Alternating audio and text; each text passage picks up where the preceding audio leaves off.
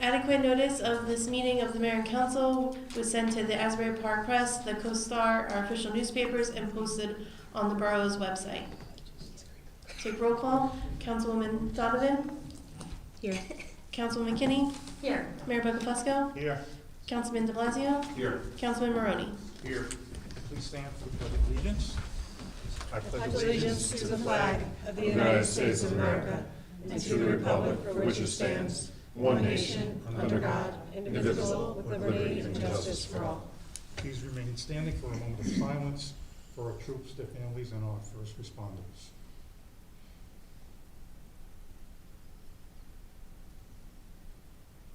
Okay, thank you.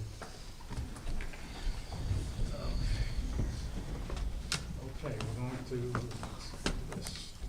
We're starting off with workshop, and it's my understanding that I need to read this, the NJDEP MS4 watershed inventory report. Okay, so let me do that. Borough of Belmar and all New Jersey municipalities are permitted to manage and treat municipal stormwater under NJMS4, which stands for the Municipal Separate Storm Sewer System. Municipal permits, including but not limited to stormwater design, collection, treatment, infrastructure, maintenance activities required per its permit. To meet its permit obligations, Belmar and all municipalities were required to prepare and file an MS4 watershed inventory report with the NJDEP. An interim draft of this WIP Phase 1 assessment report was completed for Belmar Borough and filed prior to the January 1, 2026 regulatory deadline. A copy of the Phase 1 inventory report is available for public review on Belmar Borough's stormwater webpage, which is https, I'll just leave out the slashes, www.belmar.com, departments, DPW, stormwater-management. This current draft report will be modified to include additional stormwater infrastructure data, also completed for Belmar Borough, and review comments and input from NJDEP, Belmar Borough staff, and the public. As part of the permit process, 2 semi-annual public meetings are required to make the public aware and to solicit questions or comments regarding the WIP plan. Questions or comments regarding the WIP report may be directed to Belmar's stormwater consultant, who is Terrence Vogt, PECME, he's at RVE.com. Those are our engineers, and his address is Terry, TERRY.vogt, VOGT, at RVE, I think that's supposed to be .com. 2 future additional phases of the WIP report will be necessary. The Phase 2 watershed assessment report, which is due January 1, 2027, and the Phase 3 watershed improvement plan report, which is due December 31st, 2027. Additional information on both of these future plans will be provided by NJDEP. Okay, and we just have to open it up to public comment if anyone has comments or questions about what the mayor just read. Okay. Thank you. Okay, moving on. Anything else for workshop today? I think there was a couple questions that we had about the overlay zone for the ordinances. Can I ask those questions now? Sure. I think it's a good time. Right, okay, so Councilman Maroney, did you want to ask your question first, or Councilman Blasio? We were all a little worried about this. So 2 of the resolutions involve rezoning some of our areas. So basically a mixed use overlay, and Brandon, maybe some questions directly to you. mixed-use overlay, so I understand it, is that we have these zones that are currently either residential or business district or seaport redevelopment zones. And part of the rules with the affordable housing and all those things now require some mixed-use overlay zones, correct? Well, this is part of the Fran McMahon, Scotland, Bauman, we serve, Fran McMahon, Scotland, Bauman, we serve as redevelopment affordable housing council holdover for the borough. So, to answer your question, these overlay zones are part of the settlement agreement that was reached with the borough and Fair Share Housing Center to address its unmet need. So these two ordinances are part of like the comprehensive settlement package for round 4. So it doesn't have so much to do with affordable housing regulations, and I'm not sure if that's what you asked, as far as this is what the borough agreed, how it was going to meet and resolve its 4th round obligations. You're using the proper terms, thank you. I just don't want Couldn't to get out confuse the right. it. There's no regulations Understood. requiring this, it's part of a settlement. So I guess who came up with these specific areas? Was this between us and Fair Share Housing? Was this between us and the judge? Who were they? This was between the borough, Fair Share Housing, and the borough planners, and the program judge, it's capital P. The program was part of the 4th round instead of going through the courts, and also the special adjudicator. So this was part of the negotiation. Probably one of the final issues to resolve the 4th round was how the borough was going to meet its unmet need obligation. And Fair Share was not comfortable or satisfied with what was initially presented, so as part of the negotiations back and forth with the special adjudicator, different overlay zones were presented. Okay, so we approved, but there's one overlay zone that was already created, which is Main Street. Yeah. Main Street overlay is already done. Or For the does- 3rd round. Okay, that was 3rd round, this is 4th round. Correct. What is our, as a council and mayor, what are our avenues if we say, okay, this is, I'm looking at, for example, 2604, the mixed-use overlay zone, and the way it's worded allows multifamily or business in a lot size of 7,000 or more, and it would include attached family townhome style in a pretty heavily residential zone. So if I'm a resident in that area, I'm kind of concerned that my lot, not only my lot, but my neighbor's lot can now be sold and multifamilies being put up in that area. I think Main Street is, Route 35, those are areas for, again, areas in need of redevelopment or some possible, apartments or mixed use. This area specifically is quite concerning to me. So what is our recourse as someone that hasn't been up here for, the last 3 years of incredible litigation and all the things we're going through? What is our recourse if we don't agree with this specific area in general? In order for the judge actually this past week issued an order and a decision approving the settlement agreement. So if conditioned on the borough adopting everything that it said it was going to do as part of the settlement, and these overlay zones are what was negotiated to be part of the settlement. Pulling one overlay zone out individually was not sufficient, so it took multiple overlay zones in order for the borough to satisfy its unmet need obligation and get through the program and also get approval from the special adjudicator. So if the borough doesn't adopt any of the ordinances which are part of the settlement package, which include the overlay zone ordinances and the affordable housing ordinance, then it would jeopardize the settlement agreement. Like that it wouldn't be fulfilling its obligations as part of the settlement agreement with Fair Share Housing Center. Can I follow up on that? So if that happened, what would happen next?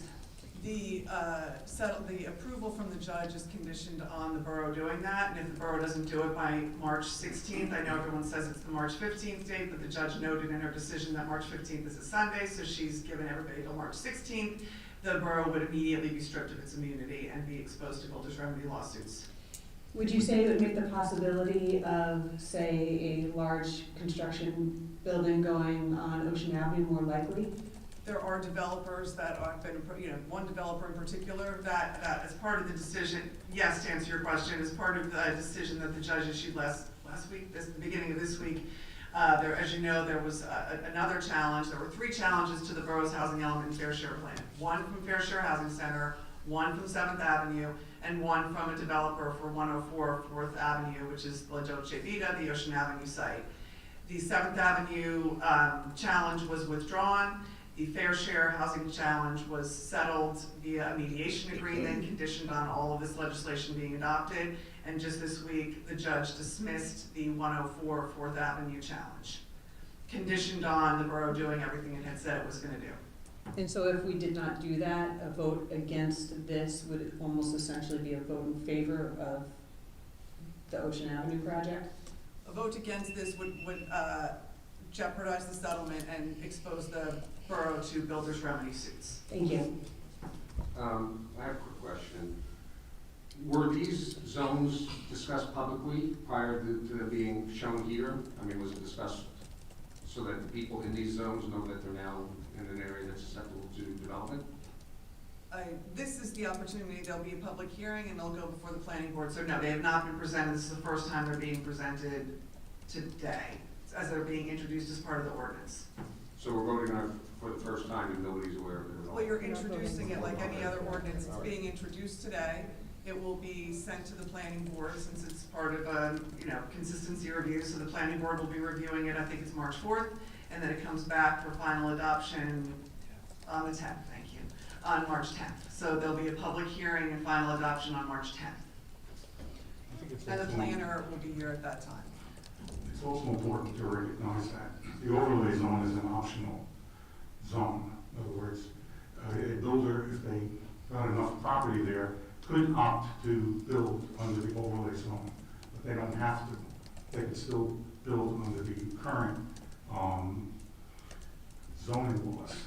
The other thing that's important to recognize is before we came up with this, we had developers who were basically going to the court, and they're basically saying, oh, the town should do this to meet its number, the town should do that to meet its number. And it was pretty clear from the court that they said, no, the town, the borough decides what they want to do in terms of meeting the required numbers. And I think we all agreed that this was the path of least resistance, because other than doing this, then we were going to wind up with developments in other areas which we thought were going to be overall, let's say, harmful, but not really in the interest of the residents who live in those areas. So this was like the path of least resistance, and we were very fortunate that I think Fair Share Housing and the special master agreed with us, and the court agreed with us that this is a practical thing. It could be 10 years before someone uses the overlay ordinance. We don't know, it might never be used, but it's an option that's there to help us meet our affordable housing numbers.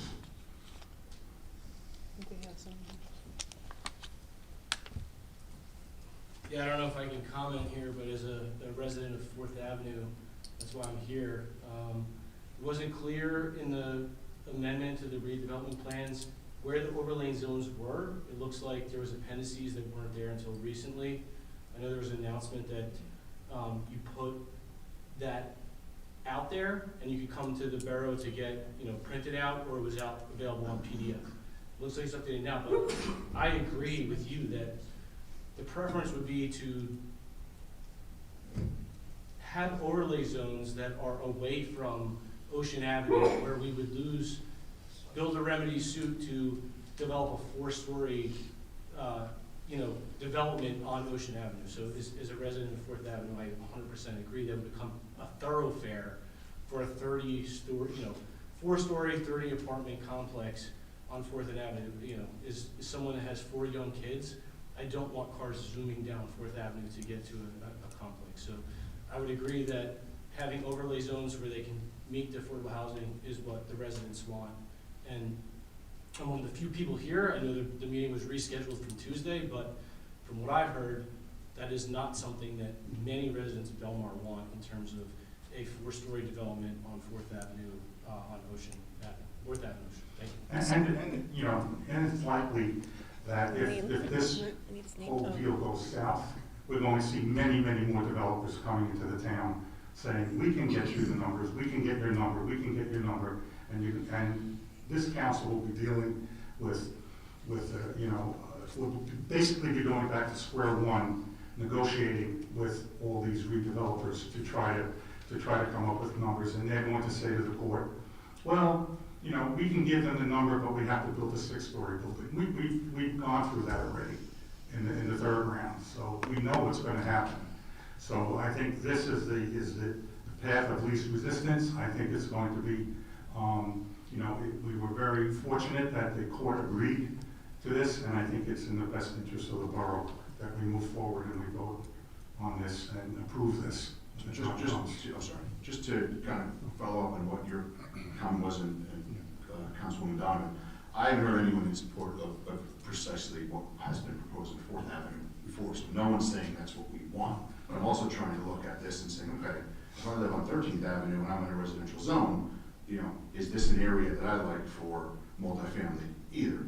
So, there's no easy answer. We're in these settlements, and I'm not saying, voting no on one thing would be, okay, I now approve of something else. It's kind of, you have to look at each area specifically, and that's why I was asking the questions about where these zones even came from. I don't think we should have, this is not really a public session Back here, here, but, it's fine, yes. it's fine. I'd just say that I agree with you. As I said, the PDF that was available on the website didn't actually show what the overlay zones were until recently. I So just, this is the first. Would you like Two- to comment? two- Would you like to comment? One person? Two things, actually. Sir, I'm sorry, we didn't get your name and address, the clerk is asking. Sure. Sean Cairns, 208 4th Avenue. thank you. I'm just going to come in here though too. If we don't approve this too, there's still a very good possibility that you'll have a humongous building on that site. Because the developer will come in and there'll be no overlay district, and they're going to say, you know what, we don't have a builder's remedy, they're going to go to court and they're going to say, I can build a humongous building here and satisfy it, and the court could turn around and say, you know what, I'm going to approve it. So what I'm trying to say is not approving the overlay zone is not really protecting the residents in that area. It's actually opening them up to more of a possibility that something will be built there that will be even bigger than what's allowed under the overlay zone ordinances. I have a different question. How many Avs in Belmar don't have some type of multifamily housing on them? I'm on 8th Ave, there's plenty. And is there a different is there a technical definition for multifamily that I'm not aware of? Because, okay, just making sure. Go ahead. I know you said it. Sorry, I did not mean to override your. Isn't the concern that if we don't approve it, to the mayor's point, all zoning ordinances are out of the question. So you could have a 2-story multi-development on multifamily or apartment complex on 4th Avenue, but if we don't, then a developer could potentially say, well, we want to do 6 stories on 4th Avenue or Ocean Avenue or 13th Avenue, and then to meet the need, it gets approved, as opposed to what the ordinance is at the master plan level, 3 stories or 2.5 stories. Isn't that the concern? Yeah, as we presented in the past through the presentations, if there's a builder's remedy lawsuit, the borough loses control of its zoning for a particular site. And I just want to also note that it's not only the compliance mechanisms that would be shifted or rejected if this is not, it's not only the compliance mechanisms that would be called into question if the settlement doesn't go through. The numbers are recalculated as well. Right now, the DCA number for the borough for its prospective need or new construction was 43. Through negotiations, the borough negotiated that down to a realistic development potential of 14. If this settlement doesn't go through, this 14, which is being met fully by the 7th Avenue project, if the settlement doesn't go through, the borough would be back to its 43 obligation. That I was asking, so this then becomes the unmet back to 0? I'm sorry, 43. The 43 is the obligation that DCA assigned to the borough. And the borough then took a vacant land adjustment and negotiated to get down to a realistic development potential of 14, which then generates the unmet need, which is now being met through the overlay zones. Should the settlement not go forward, the borough doesn't get to keep the 14. Now you're back to your 43 that you have to now meet with actual units. It's not unmet need that can be met through overlay zoning. It's 43 units that needs to be met with actual projects. One more follow-up, I swear. We have mixed-use overlay zones. Now we have an unmet need with a vacant land adjustment of 14. Correct. When we meet that 14, can these be removed? No, your 14 is what your realistic development potential is. That's sort of the adjustment to what your obligation was. So you now have to generate 14 new units. That obligation is being met through the 7th Avenue project. Yes, so the balance of the 43 is not, doesn't just disappear. That's what is the unmet need. So the difference between the 43 and the 14 is what's your unmet need. And the way you develop you're now required under the Affordable Housing Act to develop a plan to meet and address that unmet need. You can't just say, okay, we have unmet need. In the 3rd round, it was sort of like, we have unmet need, we'll get to it, we'll put together an ordinance. It wasn't, nobody really pursued it. Now for the 4th round, they're doing that in a much more strictly, and they're saying you have to develop a plan, a credible plan that's going to be accepted by the program and the judge as to how you're going to actually realistically address your unmet need. And that's where these overlay zones came in. And we didn't start with, all these overlay zones. They were sort of like, okay, this isn't going to be good enough, back and forth, okay, we have another overlay zone. So now we're down to 29, right? Yes. 43. And so now I'll ask that question again, just with the right number. If we hit our 29, with or without using these mixed-use overlay zones, can they be removed? If we meet the unmet need, that's interesting. It's something that, it seems like I would have to look into that. I don't want to, that's not a situation that I've encountered yet, because this is all new for the 4th round, so I would have to look into that, and I can for the next meeting. One more question, I can't have I know. public coming up. There's a and lot of doing questions that- construction, But we don't have to meet that need until 2035. Yeah, you have until, thank you. And that's the point I was going to make. Thank you. When we do this and the court gives us the order, the borough is basically set for the next 10 years. So we will be basically solving this problem for the next 2.5 administrations coming up. All right, they will not be in a position that we were in back in 2023 where nothing was done. So I mean, this is the opportunity to guarantee for the residents and for the borough that there will be some stability in our redevelopment over the next 10 years. And, obviously there's going to be, I'm sure there's some mechanism where they keep checking and seeing how we're doing, but we could, in fact, over the next 10 years, we could build affordable housing, which would, take us into the future, anticipating the 5th round. So I mean, and let's not forget, during those 10 years, we're also going to be increasing the amount of money in the trust fund.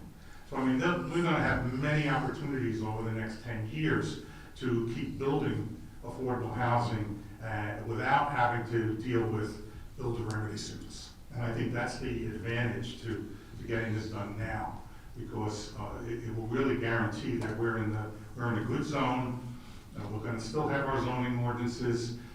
There's going to be a lot of things that can be done to improve affordable housing in the borough over those years, and we're probably going to have the money to do it from the Affordable Housing Trust Fund. So I mean, I think that's one of the other benefits of approving this now. I know you don't want me to comment again. We're actually going to hold a public session on these, and when they're heard. This actually isn't even being heard, this is a workshop. Well, this is the first It's fine, but obviously, Councilman de Blasio, you have construction business. I don't know if there's a conflict of interest in you voting on this going Up to the forward attorney. or not. Okay, we need to stop the public session Yeah, at this let's point in stop. time. It's not even on what we're talking about, whether there's a conflict of interest. I can deal with that with Councilman de Blasio, but we need to cut this off at this point. Okay. Any other, from the council, any other comments or things to talk about in the work session? No. Sorry to. Thank you, Fran, for all the explanations. I mean, we're here early today, so we could stay, till 6 o'clock if we need to. I guess there are no more issues for the for the work session, so let's move on to petitions. Do we have any petitions? I did not receive any. Okay, then let's go on to the approval of the minutes. Can I have a motion to approve the minutes of the January 27th meeting? I'll make that motion. Second. Okay. Councilwoman Donovan? Yes. Councilwoman Kinney? Yes. Councilman de Blasio? Yes. Councilman Maroney? Yes. Mayor Buckafusco? Yes. And can I have a motion to approve the minutes of the February 4th meeting? Motion? Second. Okay. Councilwoman Donovan? Yes. Councilwoman Kinney? Yes. Councilman de Blasio? Yes. Councilman Maroney? Yes. Mayor Buckafusco? Yes. Yep. Okay, reports of council, Councilwoman Donovan. Thank you, Mayor. I want to start off with thanking DPW again for all of their very hard work. Superintendent Musto was kind enough to text me some fun stats just for you guys. We had, the day the storm was about to hit, 17 plow trucks, 3 front-end loaders, and 23 employees on standby starting at 3:30. It has been incredibly gratifying to see all the incredibly good work you've done. We've gotten so much good feedback, I'm sure all of us have, from all the residents, so kudos to you. Thank you. Thank you. Thank you. And speaking of support, I just want to put out a little reminder to everyone. Obviously, we all know that the parade has been postponed, but please remember to shop local, particularly this Sunday.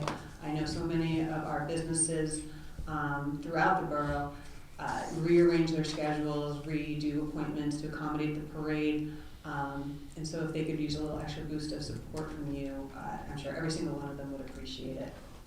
On April 17th, we'll have an MVC event here in Belmar. You can work on your license renewals, Real ID, all of your standard MVC affairs.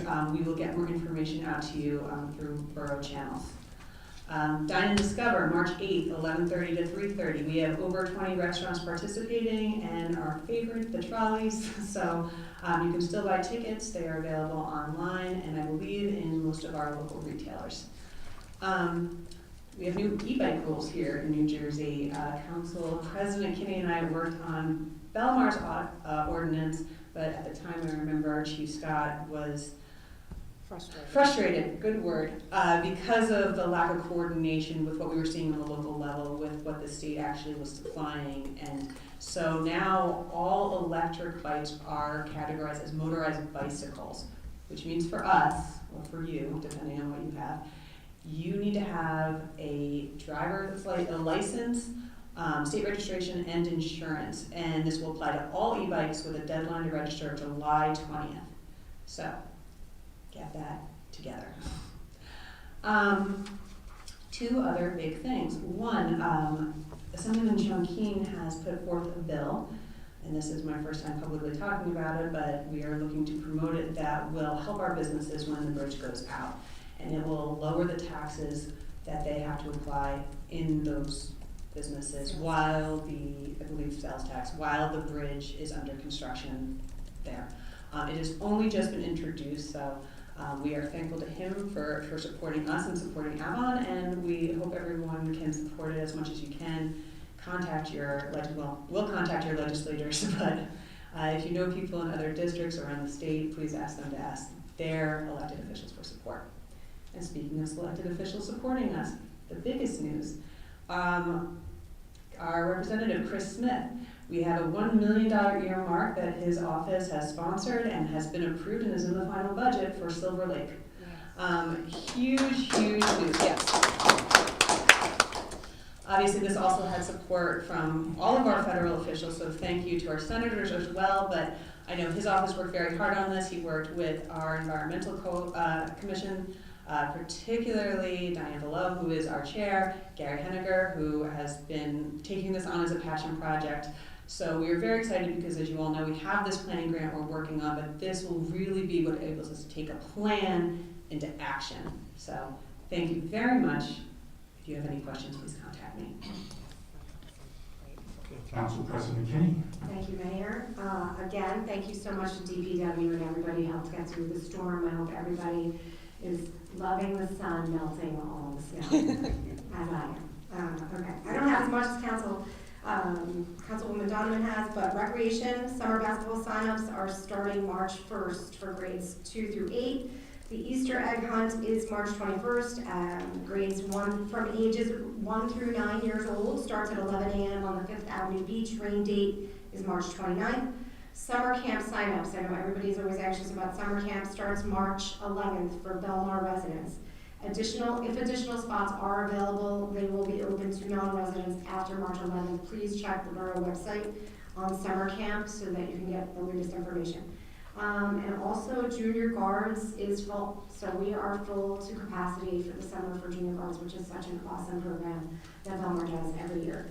Also, there is a sign outside for shredding. If your business has a lot of paper shredding, please look at these areas. We are not listed as one, but like Avon is, I think Neptune is, Neptune City, so there's some adjacent towns for shredding. If you have a business and you need to shred some stuff, here it is.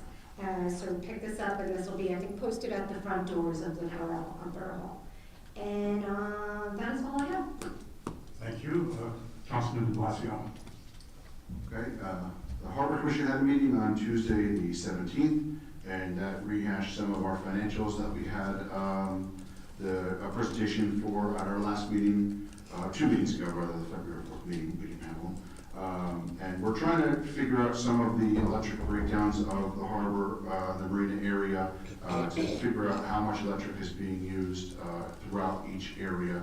We also discussed the fuel prices, heard some concerns from the commercial boating, the commercial boats, the fishing boats, and we're working through some of that with them. What they needed to understand is that some of the increases we were proposing were for capital funds to then put in reserve to then repair the marina instead of hitting one-time fees and putting possible large repairs of the marina. But we heard their concerns and we're working with them on that. Lastly, we had a planning board meeting on February 9th, which I unfortunately missed. That was the final hearing for the Markville project, which is between 6th and 7th along River Road across from Klein's. That was approved, part of the declaratory judgment settlement. It's 139 units, as I spoke of last meeting.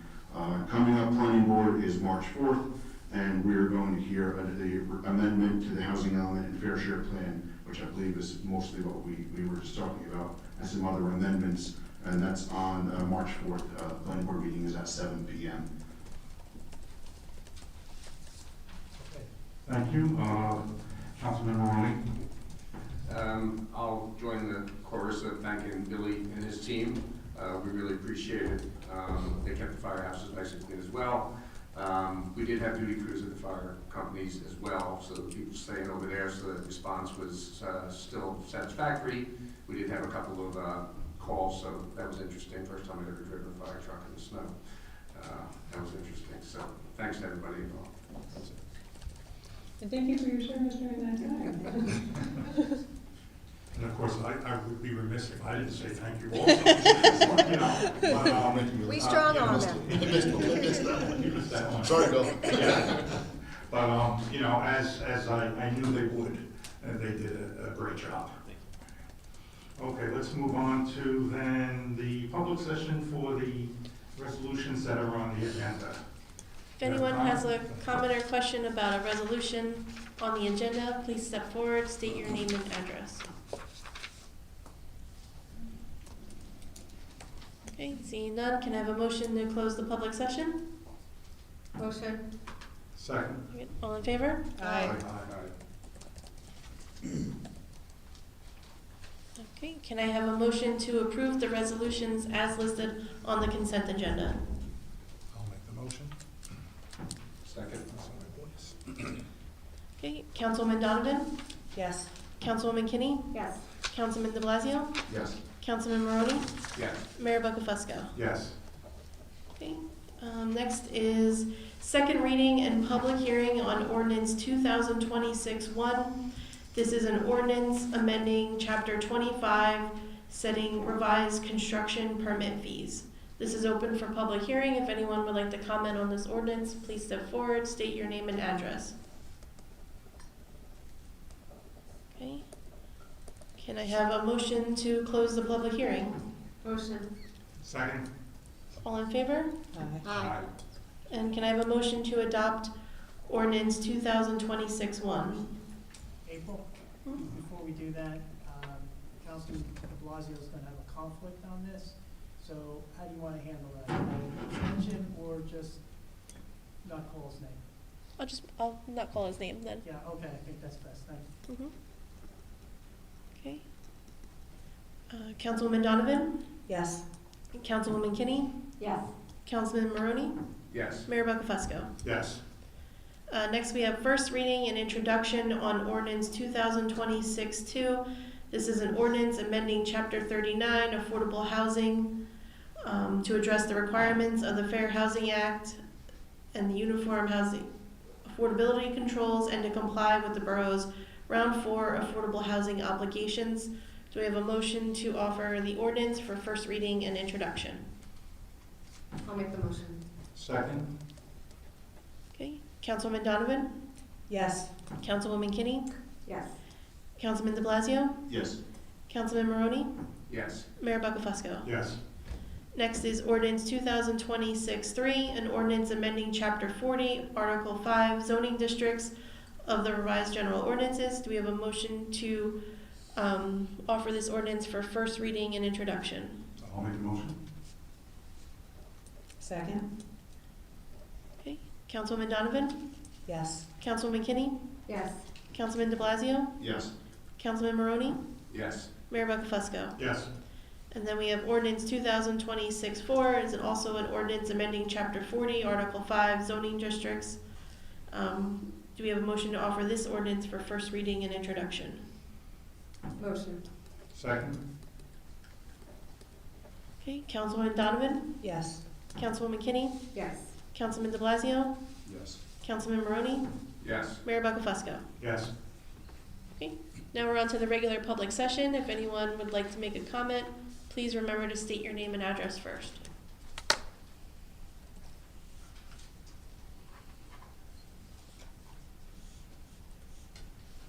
It's a Friday afternoon, I gotta come up. Claire Hanger, 18th and B. I also just want to say thank you to DPW, not only for the streets being immaculate. I was out just getting a little bit of extra off, and one of the guys stopped and said, you okay? And I said, I'm good, just cleaning up a little bit. And they said, okay, just want to make sure. And I hate plowing the driveways in, but we have no choice, which is totally understandable, but it's all clear, and thank you. Have a good weekend. Thank you. Any other comments? Okay, can I have a motion to close the public session and adjourn the meeting? Motion? Second? All in favor? Aye. Have a good weekend, everyone. Yes.